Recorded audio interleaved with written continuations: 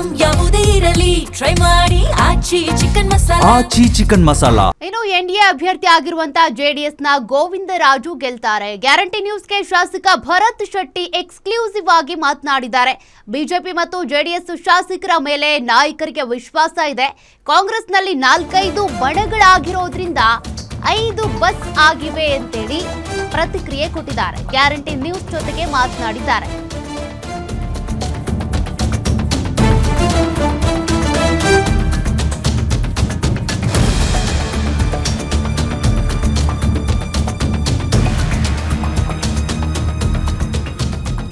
ಬಣಗಳ ಬಡಿದಾಟದಿಂದ ಕಾಂಗ್ರೆಸ್ ಶಾಸಕರು ರೆಸಾರ್ಟ್ ಹೋಗಿದ್ರು. ಇದು ಕಾಂಗ್ರೆಸ್ ಪಕ್ಷದಲ್ಲಿನ ನಾಯಕರ ಕಿತ್ತಾಟವನ್ನ ತೋರಿಸ್ತಾ ಇದೆ.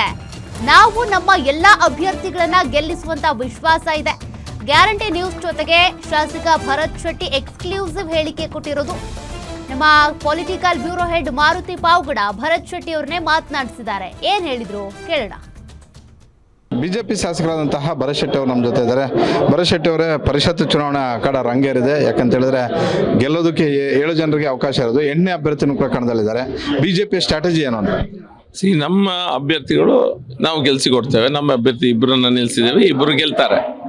ಈಗ ಇರೋದು JDSನ ಒಂದು ಅಭ್ಯರ್ಥಿ, ಅವರಿಗೆ ಸ್ವಲ್ಪ 8 ವೋಟ್ ಕಮ್ಮಿ ಆಗ್ತಾ ಇದೆ. ಹಾಗಾಗಿ ಅವರು ಸಹ ಪ್ರಯತ್ನದಲ್ಲಿದ್ದಾರೆ.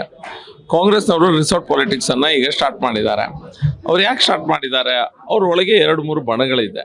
ಆ ಬಣಗಳಲ್ಲಿ ಯಾರಾದರೂ ಕ್ರಾಸ್ ವೋಟಿಂಗ್ ಮಾಡ್ತಾರೆ ಅನ್ನುವಂಥ ಗುಮಾನಿ ಅವ್ರಿಗೆ ಸಹ ಇದೆ. ಹಾಗಾಗಿ ರಿಸಾರ್ಟ್ ಪಾಲಿಟಿಕ್ಸ್ಗೆ ಹೊರಟಿದ್ದಾರೆ.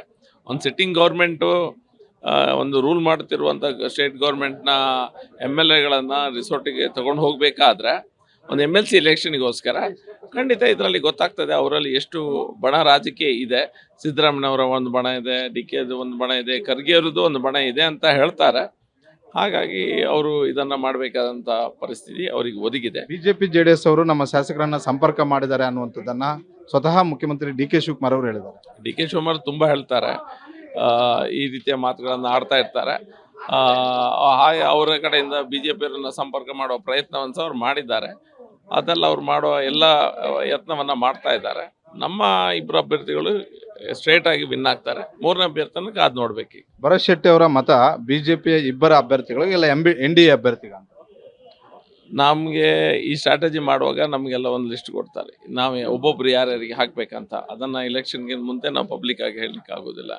ಮೊದಲ ಪ್ರಾಶಸ್ತ್ಯತೆ ಮತ್ತೆ 2ನೇ ಪ್ರಾಶಸ್ತ್ಯ 2 ಆಗ್ತೀರಾ? ಮತ ಹೇಳಿದ ಮೇಲೆ ಅವ್ರು ಏನು ಪಕ್ಷದ ಏನು ಸೂಚನೆ ಬರ್ತದೆ ಅದ್ರ ಪ್ರಕಾರ ಮಾಡ್ತೇವೆ. Thank you.